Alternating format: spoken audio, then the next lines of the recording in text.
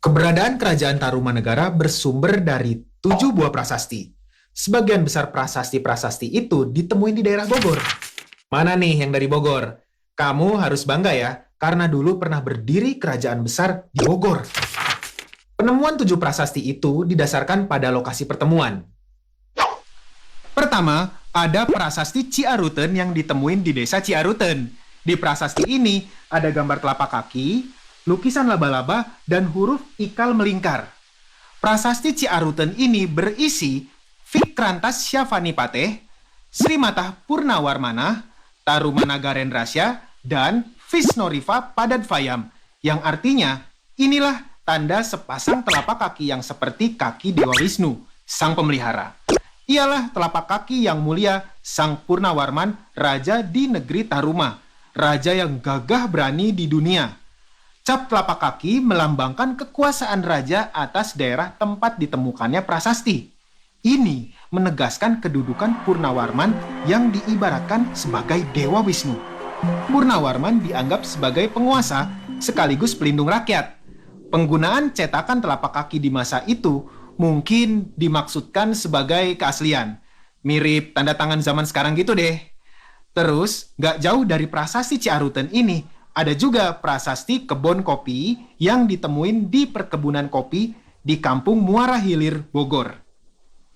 Isi prasasti kebun kopi ini adalah tulisan huruf Palawa dengan menggunakan bahasa Sanskerta. Kalimatnya yaitu Jaya Visalasya Tarumandrasya Hastinah Airavata Basya Vibatidam Padadvayam, yang artinya di tempat ini, di sini kelihatannya terdapat gambar sepasang telapak kaki yang mirip dengan Airawata, gajah yang sangat kuat, penguasa di Taruma atau lebih dikenal sebagai Tarumanegara, dan kejayaan kerajaan. Airawata sendiri adalah gajah kendaraan Dewa Indra, Dewa Cuaca, dan Raja Kayangan. Ada juga nih prasasti jambu yang ditemuin di perkebunan jambu di Bukit Pasir Koleangkap, Bogor.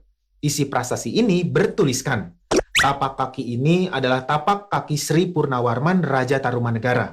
Baginda termasyur, gagah berani, jujur, dan setia dalam menjalankan tugasnya.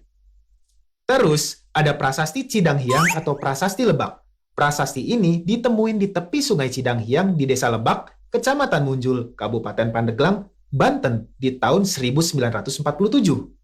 Prasasti ini berisi 2 baris kalimat yang berbentuk puisi yang ditulis dengan huruf Palawa dan bahasa Sanskerta. Isi prasasti ini mengagung-agungkan keberanian Raja Purnawarman. Nah, ada lagi juga prasasti Pasir Awi.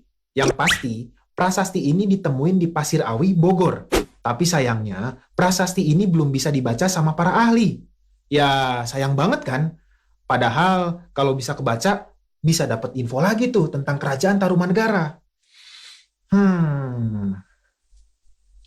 Ada juga prasasti yang senasib nih dengan prasasti Pasir Awi, prasasti Muara Cianten. Prasasti ini ditemuin di tepi sungai Cisadane. Prasasti ini masih terdapat di pinggir sungai. Sayang ya, belum bisa dibaca, jadi nggak bisa mengungkap sejarah kerajaan Tarumanegara. Terakhir, yang menarik itu adalah prasasti Tugu.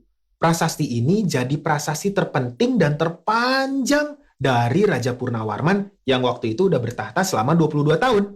Dalam prasasti ini disebutkan tentang pembangunan saluran air yang panjangnya 6.112 tombak. Kira-kira berapa kilometer ya? 6.112 tombak itu setara 11 kilometer. Aliran air itu diberi nama Gomati. Coba bayangin.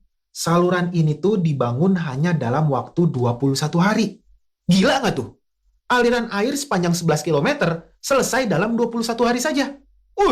Keren nih.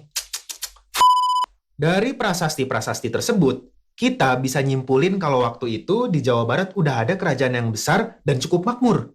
Tapi sayangnya kejayaan kerajaan itu suram ketika Tarumanegara dipimpin oleh Sudawarman. Tarumanegara udah mulai nampak mengalami kemunduran.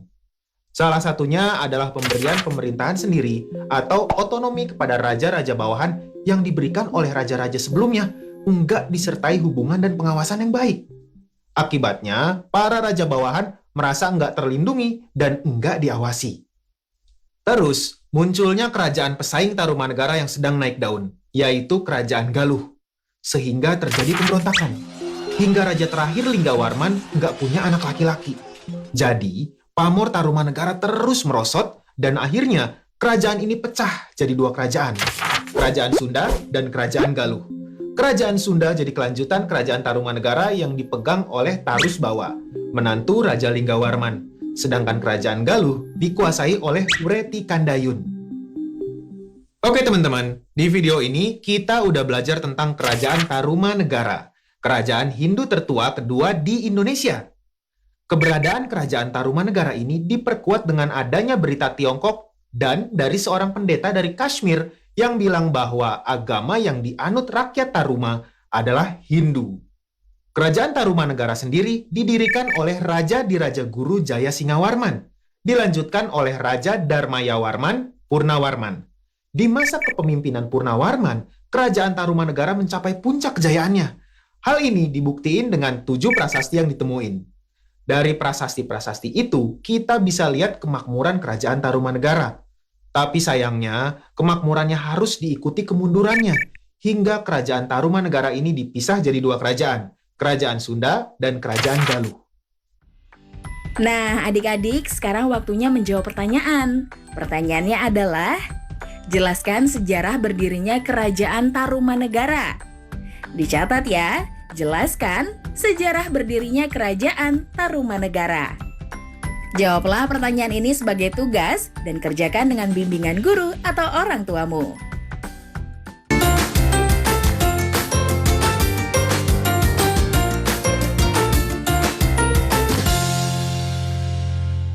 Pemerintah mengimbau masyarakat dapat bertahan